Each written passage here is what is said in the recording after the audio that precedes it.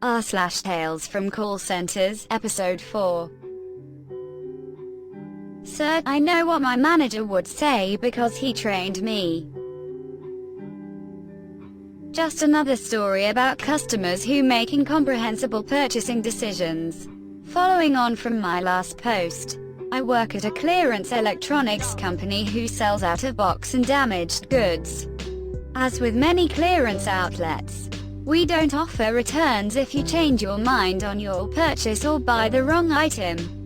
We will sometimes offer to take the product back, however we'll take a fee of about 20% out of your refund to cover our initial free delivery and warehouse expenses. You would be surprised the amount of people who buy large appliances, fridges, ovens, stoves, washing machines, and don't take any measurements beforehand.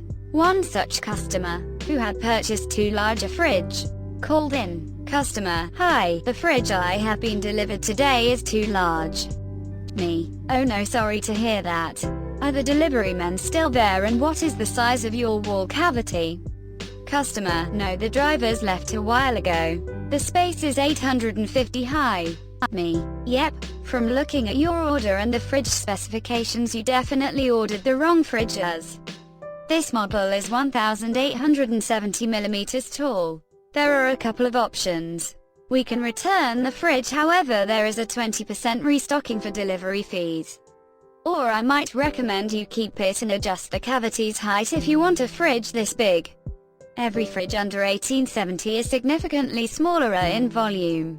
By this point it's becoming clear the customer took a gamble buying a larger fridge than he could fit. Customer: How dare you charge me restocking? You have advertised the height wrong. You think I wouldn't measure my own fridge?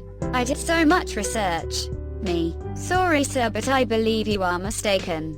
Every site I'm checking, including ours, similar businesses and the manufacturer, has the height at 1870 millimeters.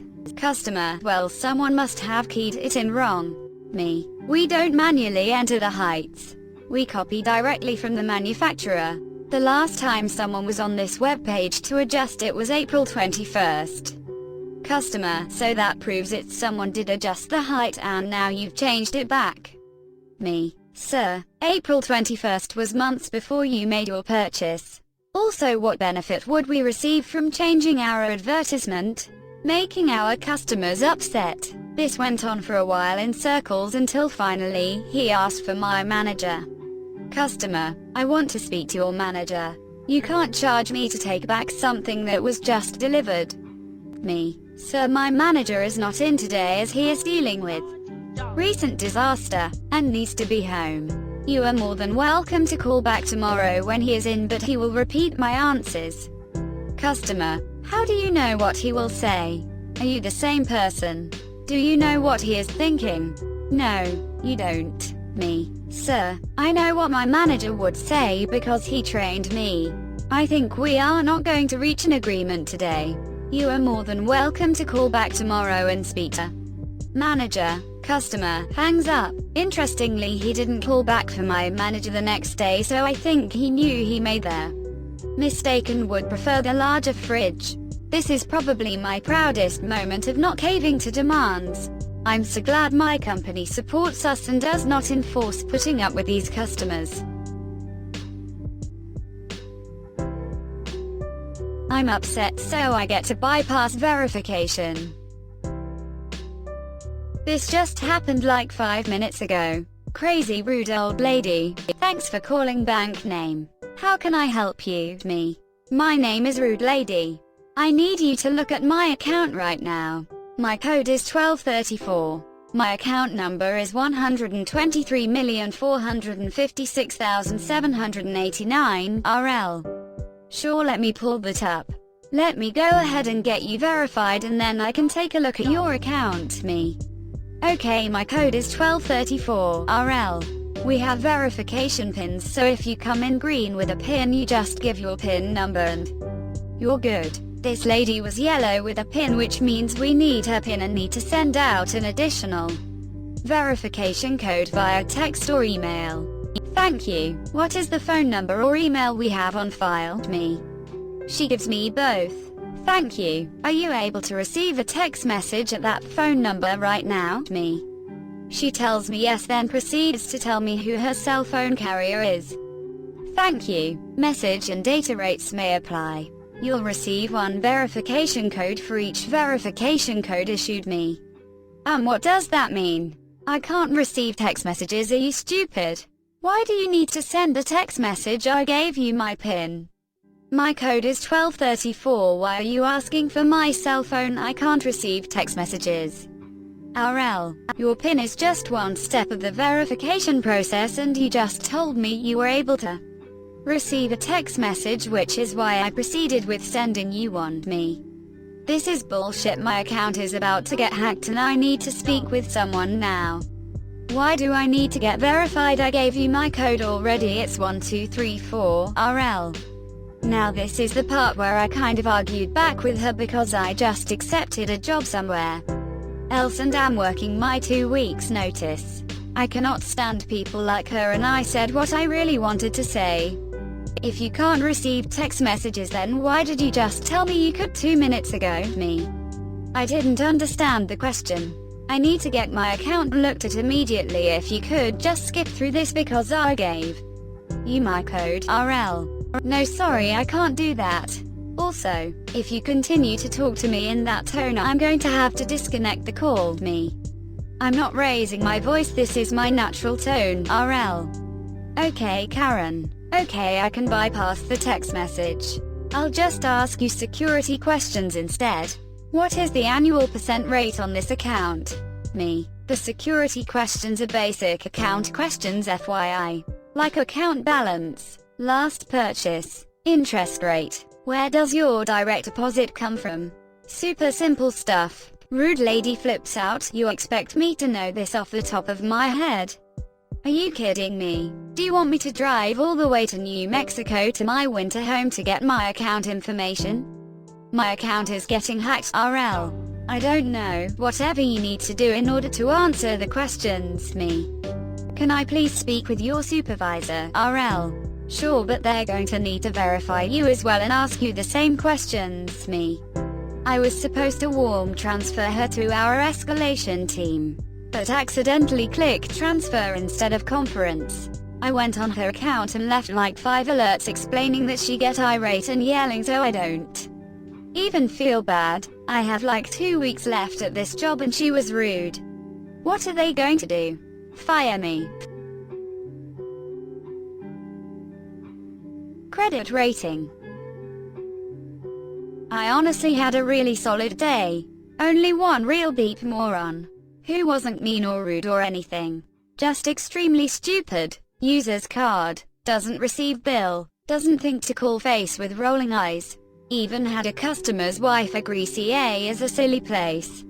So not too bad a day.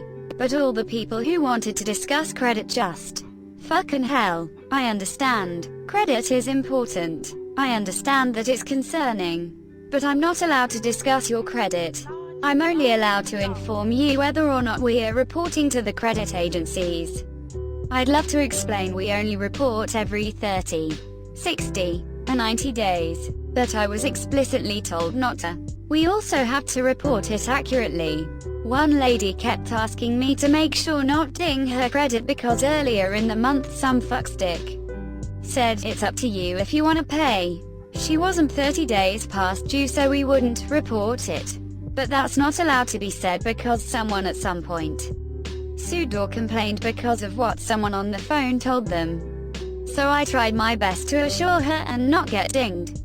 Another 10 people asked about it, but at least respected when I told them I'm not allowed to discuss it at length. But this last person, so, it was a minute before lunch and she calls in her auto-pay beep up, which sucks, and I did feel bad we were reporting her as past due, because her other 3 cards are paid properly. She also paid the majority of her bill before calling, so it was clearly a real error, and then the calamity of errors that led to me taking her not totally unreasonable call. First she calls to clear it up, and the person she spoke with explains we can't discuss credit, but we have credit experts. So she transfers them, not to our credit specialists, But Toby Pixperian. Okay, no big deal, right? They're literally a credit reporting bureau. No. Apparently, this sack of beep tells her the only way to remove it is for bank to unreport it, which, hey, that's correct. What he neglected to tell her is that we are required by federal law to report fairly and accurately. She was a past due to unreport it. We'd be risking liability if we can't explain why we changed it. Courtesy is not a valid reason, and the only way we'd unreport it is if it was an error on our end. And I still can't discuss any of this. I'm not allowed to tell her any of this. So, I have to get her to a credit specialist, but they have reduced hours due to COVID. They have a 4-hour window where people can call to get help. So customer has to walk away, having to rearrange their schedule to make the call. And it's all going to be for nothing because the autopay error was on her end. Just an ultimately frustrating experience. Didn't even mean for it to get this long, lol, but say la vie. Thanks for reading my rant, lol. Why'd you reject my check? I work for a pretty popular bank that offers online bank accounts. I love my job, but this is customer service, so you're bound to get Karen. Sorry for formatting, I'm on mobile. TLDR at the bottom. So Karen called in because her IRS tax payment check bounced due to NSF. She had a line of credit on her account, but it wasn't enough to cover the charge, so her check rejected and she got a fee. Karen, why did you reject my check? I have plenty of money in my accounts. Me, well, there weren't funds available in the checking account and we can't just pull money from your other accounts without your permission. Karen, I've been with this bank for 25 years and I do not deserve this. I have $10,000 in your bank, etc. Me, well, I'm sorry you feel that way, but if we pulled money from your other accounts on every overdraft, someone could clean out everything with one check and be done with it. Karen, I don't care. That was my tax payment. Me, muted, sir. Karen doesn't hear. If it was so important, why didn't you make sure there was money in there? Me, I'm sorry, but we cannot force a check through an overdraft your account more than what is already allowed. Karen, well then I will close my accounts and take my $10,000 elsewhere. Me, realizing we won't have to deal with her. Well, if you feel that way, we won't force you to stay here. Have a great night. The level of entitlement this Karen had was astounding. TLDR, Karen wrote a check to the IRS, yelled at me because she couldn't be bothered to make sure there were funds available to cover it. Yeah, which credit card is this for? I used to work in collections for a US auto finance company and I used to love either one-liners. You know, the ones that answer, say something short, insult you, or ask you to remove their number, then hang up. Hello, can I speak with Ms. Customer? Heard this, is she? Who's this? We are calling about your 2012 blank vehicle. We see that your account is 40 days past due. Can we schedule a payment arrangement to bring your account current? Quote, her, yeah, which credit card is this for? Mom, this is about your car. Pauses and waits for it to sink in. Her, oh shit. Customer hangs up. I checked her account and it looks like she had bill pay set up through her bank, not auto pay through us, and for some reason the payments stopped coming. Yikes. Ask for interpreter, it's okay. So at my job, we cannot ask the customer if they need an interpreter. The customer needs to express the need for one or speak English to us. Normally this isn't a problem. A lot of second language folks ask for an interpreter right off the bat. I am bilingual. I handle Spanish queues and English queues. But lots of our Portuguese customers push the Spanish option instead of getting a translator. Which is fine because most of the numbers and words are very similar or have a same root. After 2 years I can discern what their intent is and payment amounts. But there are times when they go into full-blown conversation and I lose them. I know for a fact it is frustrating you having to repeat yourself. I know I feel like shit saying I don't understand. So please, if you cannot hold good conversational English, ask for an interpreter. Because it's better than me saying I don't understand or you saying huh? And some companies may not allow us to ask or assume like mine. You're out of your depth. Do know why a lot of people are abusive on the phones? But this guy was abusive because he's a miserable old beep who thinks he has all the right in their world to be an asshole. Inbound call. So do the whole intro. I talk low and can speak fast. Most people say, hey, can you repeat that a bit louder and slower? No problems at all. This guy decided that yelling was the solution. He yells that I talk too low. I need to slow down. Also, I apparently sound like the person who hung up on him. As the call went on, I figured out why they hung up his ass. So he tells me the problem before I can see the ACCT. Which is ever so beep helpful. And then I pull the account. Amp due of blah blah blah. Yada yada, and wants to know why. He sent in a payment. Which is lovely and all. But it has to cover the AMT due. He paid about a third.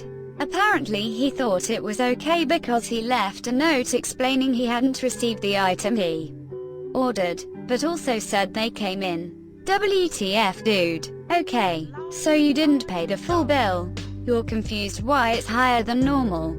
Okay, buddy. I politely explain, well sir, a note with the check isn't an official dispute. He laughs and says, I don't care about the dispute process. Neat.